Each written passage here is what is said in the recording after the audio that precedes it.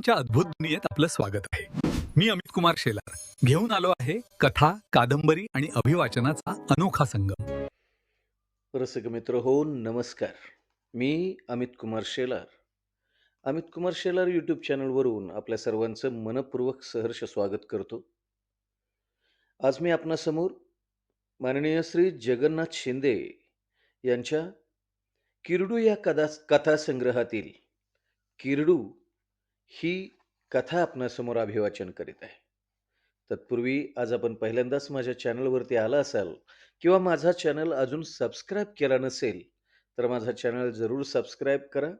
तर ऐकूया माननीय श्री जगन्नाथ शिंदे यांच्या किरडू या कथासंग्रहातील कथा किरडू. हिरा तारा हिरा तरातरा चालली होती. तिच्या मागं भागी लहान मुलासारखी चालली होती. भागी हिराची पोरगीच. पोरबाळ नव्हतं. लाड हौस करायला कुणी नव्हतं. भागीची पोरगी मोठी गुणाचं जनावर. दाव सोडलं की लागा लागा माग. कुणाच्या जित्राबाला तोंड नाही. इकडं तिकडं नाही. अहो माणसा परास शहाणी. भागी म्हणताच बॅ करून तरा तरा माग यायची.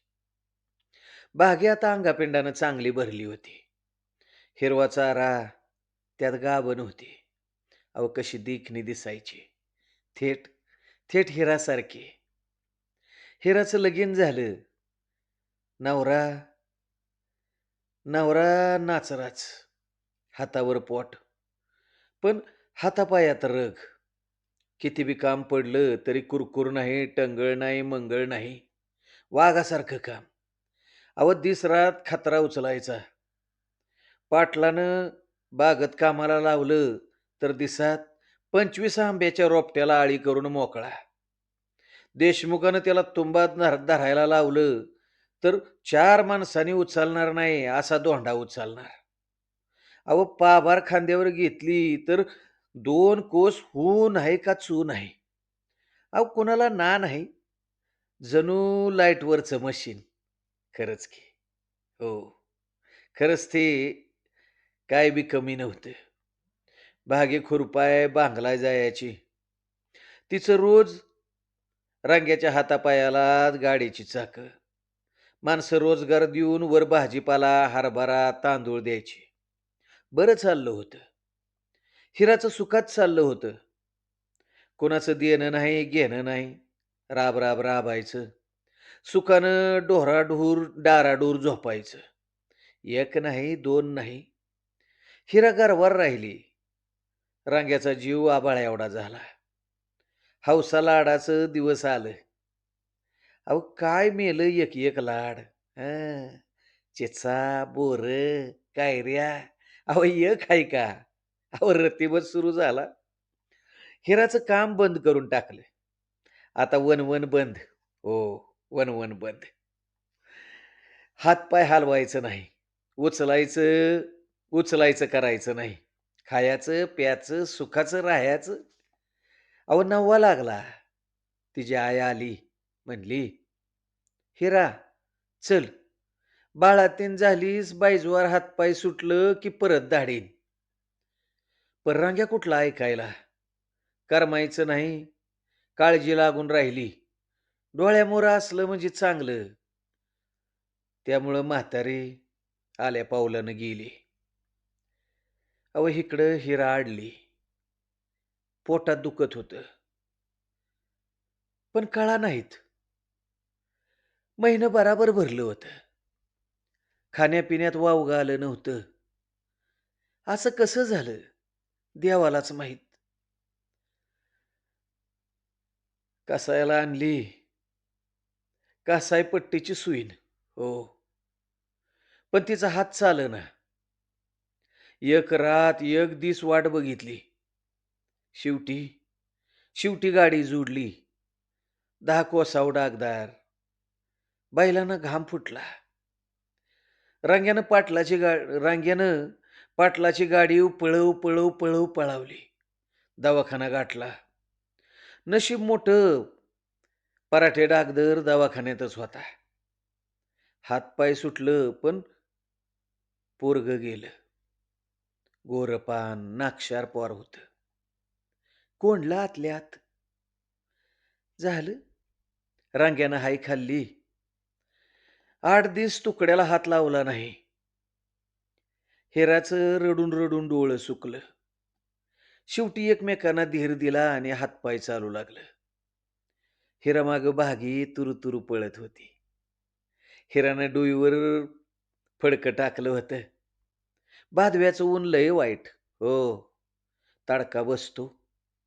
खाली शिवारात हिरवं पिवळं असतं, पण पण ऊन लय कडक. हो, ऊन लय कडक. हिरानं लांबनच नजारा टाकली. बया गं! पाटलाच्या गव्हाळीत बायका पोचल्या होत्या. आज पण पाटील म्हणणार, आईचा उद्धार करणार. तिनं पायाला गती दिली. तेवढ्यात बाबूराव पुढनं आला. बाबूराव रंग्याच्याच वयाचा. छान छौकी, नट्ट्या-पट्ट्यात माणूस. हो, बाई दिसली की कावरा-बावरा, कावरा-बावरा व्हायचा. लगीन झालं होतं. बायको बायको देखणी होती. पोटी 2 पोरं पण होती. पण शेण खायची मेल्याला सवय. "काय वहिनी, आज पाटलाकडं?" "होय." एवढंच म्हणून ती खाली बघत बगल देऊन सटाकणार तसा म्हणतोय कसा, "वहिनी, सोडा की आता हे उन्हातान्हात राबणं. हं? अहो काय कमी पडू देणार नाही. दाजीबा, बाजूला व्हा. येळ झालाय मला." हिरा पळतच सुटली. अहो कसली कसली धाप लागली, काळजात खड्डा पडला. रंग्या नाही त्याचा फायदा घेत होता मेला. उगाचच मागं पुढं करायचा. आडवा याचा. रंग्या जित्ता असता तर पालता पाडून छातीवर नाचला असता. असल्यांना किरडू कसं चावत नाही, पालकट उचलली मेल्याची. मनातल्या मनात शिव्या घालतच ती गव्हाळीत पोचली. पाटील उभं होतं. "काय ग हिरा, अगं अर्धा दिस धरायचा का? हं? अर्धा दिस?" हिरानं हात जोडलं. तोंडातल्या तोंडात लाचारीनं पुटपटले. "हे बघा, दुपारची सुट्टी तुला हे बघ, दुपारची सुट्टी तुला नाही. मान्य असेल तर कामाला लाग." हिरा बोलली नाही. बागेला दोरी लावली, बाबळीच्या झाडाला लांबवर बांधली. कामाला लागली. कामाची पात बायजाच्या शेजारीच मिळाली. खुरपं शिवारात शेतातून फिरायला लागलं. लुसलुशीत गावात मुळासकट निघायला लागलं. हराळीला मोठा जोर. भुईत लांबवर मुळं. कांड्यागणीच ताटा तुटायची. पण मुळं तशीच. "हिरा, अगं आज बी येळ झाला?" बायजानं विचारलं. शेवंताक्का म्हणली, "एवढं भात पाकडून दे. आता नाही कसं म्हणायचं. आडल्या नडल्याला त्यांचाच हातोसा असतो." शेवंताक्का गोडबोलीच आहे. आवळा देती आणि कवळा काढते. बायजा बोलली. "पर करायचं काय?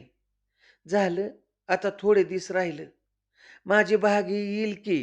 दुधाचं 4 पैसे होतेली." हिरा बोलली. "होय ग, होय बया. तुझ्या शिर्डीचा हातोसा होईल.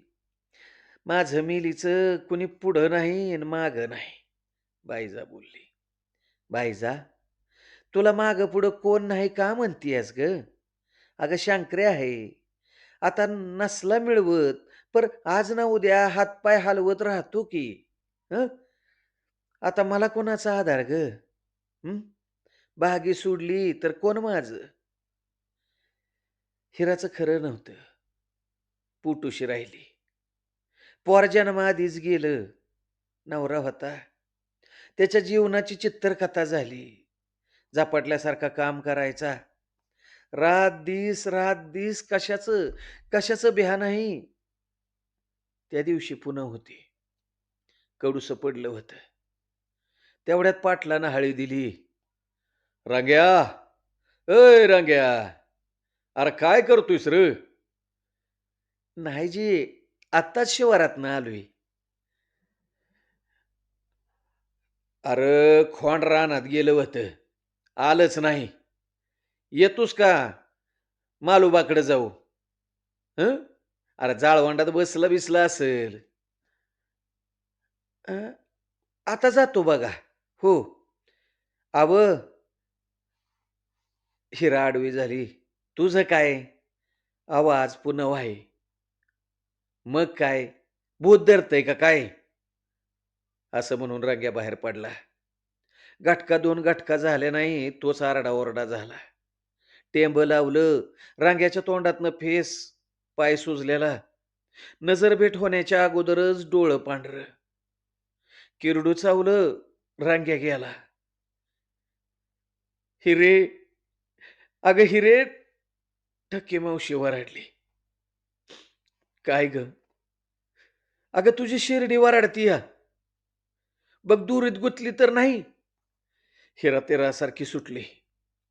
बघती तर काय, बागी बागी आडवी पाय झाडतीया.